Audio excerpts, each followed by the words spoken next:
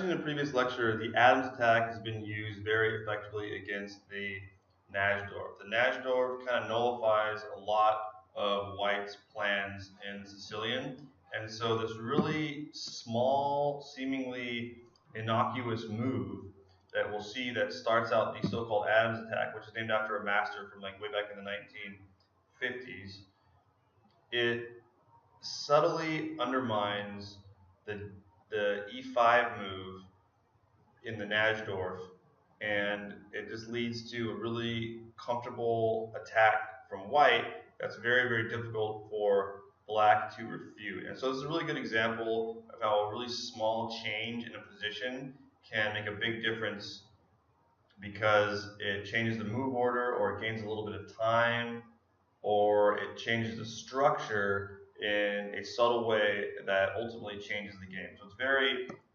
instructive for that reason. So we see the very normal first moves, putting the Najdorf, and this is the move right here, h3. Seems like a strange thing.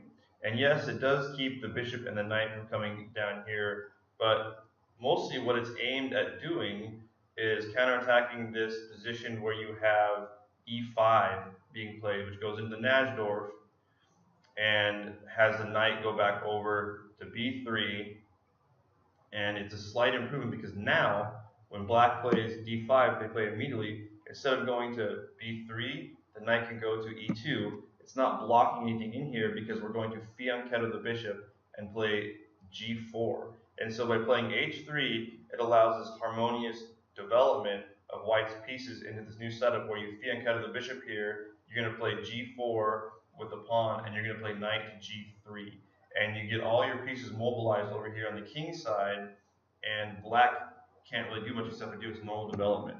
So if they just continue with normal Najdorf moves like bishop to e7, White will play g4 and expand. And notice that White is now expanding pretty rapidly over here on the king side. It's good development. Even though he took a move to play h3, it allows for so much harmonious development afterwards that's worth it to take the time to play h3. Notice if you remember our Yugoslav attack and our English attack, we have to play f3 and then g4 and then h4, and it takes multiple moves. Well, now we're sort of killing two birds with one stone with this h3 move, and it leads to lots of other good things. In chess, we're always trying to save time. It's about moving your pieces efficiently. So every time you make a move, if you can do something that's both defensive and offensive, that's good. If you can do something that's both strategic in terms of prophylaxis, in terms of the positioning, and then leads to something else that you want to do with your other pieces later, that's good. We can't be thinking in terms of just one move. We can't even just be thinking in terms of tactics and looking for combinations. We need to always be thinking of how can we get the most out of each move that we make with our pieces. So h3 is that kind of a move. It's kind of hard to see if you just made that move by yourself. You wouldn't see the major benefit to it, but it's because it leads to this totally different position, basically. So we fianchetto the bishop. Let's say we play b5 like normal. Now we castle kingside, and a good way to play against this h3 move, against the Adams attack, grandmasters have analyzed, is to fianchetto the bishop as well. And then if you get the opportunity to later, just trade these bishops off, and it can nullify that strong bishop and kind of weaken the king position a little bit. So this has been the favored way to play against it at the highest level, instead of putting your bishop on e6 like we saw before. So again, the Najdorf is super flexible because you can put your bishop here and fianchetto it on b7. You can push it on, put it on e6. You can put your knight on d7. You can put your knight on b6. And each of those subtle differences has a really big difference on the position. And now this bishop is helping to defend the d5 square, putting pressure on the e4 square, and allowing for harmonious development of your pieces as well. So again, we have a strategic fight in the Najdorf that kind of gives both sides a lot of chances. But if you're a player who often comes up against the Sicilian and doesn't do well against it, doesn't like playing against the Najdorf, especially because it's so effective, it's so solid, then playing the Adams can both surprise your opponent and allow for this nice attacking chance that you'll have. And most people won't be really familiar with what to do against this. They will see the Yugoslav attack and English attack so often because they're so popular now. If you start getting up into higher levels of play, these types of variations will become more and more effective. So let's continue normally, bishop to e3, like we normally see, get our knight out, and now white can start an attack immediately if they want to. They can knock this pawn off, put this knight down to a not very good square. It's pretty much the only place it can go that makes any sense.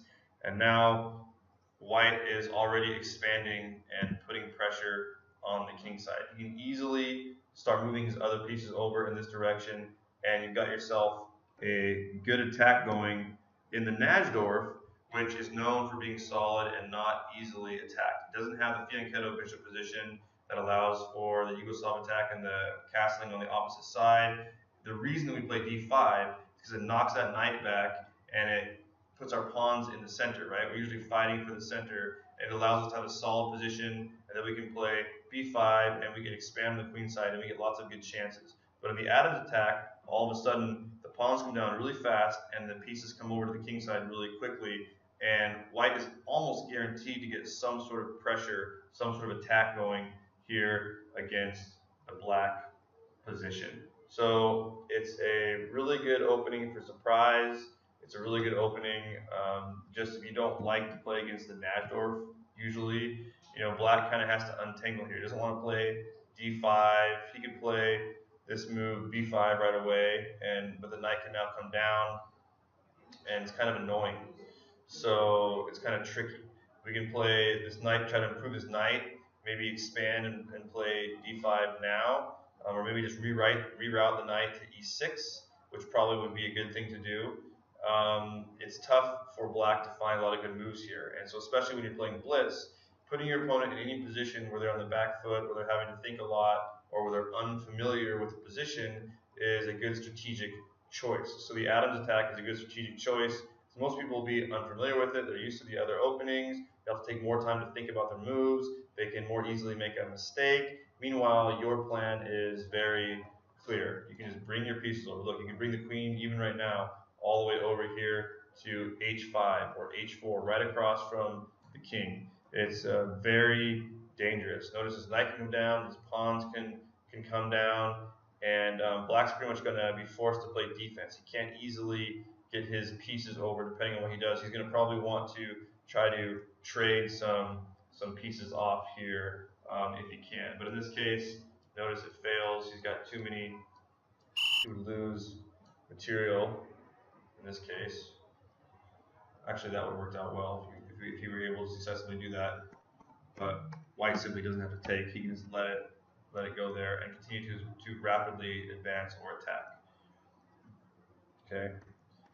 Actually, I like putting the queen here better, because then black does this. We can just push these pawns.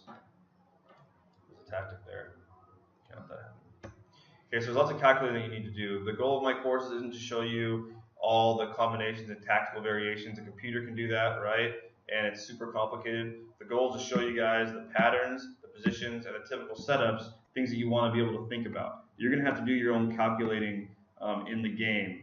But the Najdorf, it's a very, very good weapon for black. It's more and more popular at the higher levels of the game because it nullifies a lot of white's most popular and dangerous attacks and gets a really good position. So playing h3 and going into this setup in the Adams attack can be very effective. So definitely go out there and try this in your games to see if you can't get some good wins with it.